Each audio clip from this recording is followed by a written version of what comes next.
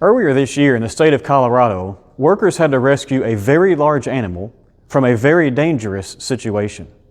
An elk had walked onto a frozen pond, but due to the ice being quite thin, that animal had fallen through. They are, after all, huge, and the animal was in danger.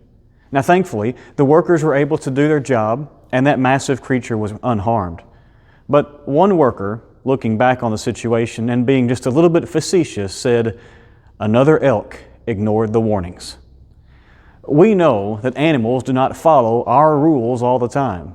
Just as one example, how often have you seen a deer cross the road not where the sign is? But we, far too often, think and act the way that elk did in Colorado. We too often, quote that worker, ignore the warnings. And the warnings that we receive are from God Himself. In Scripture, God has made it clear how He desires us to live and how He demands that we live. But further, God has made it clear what will happen if we do not live as best we can to His standard.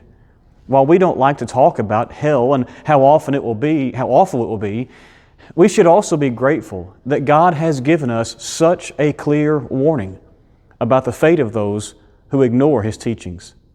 We don't really expect an elk to read a sign.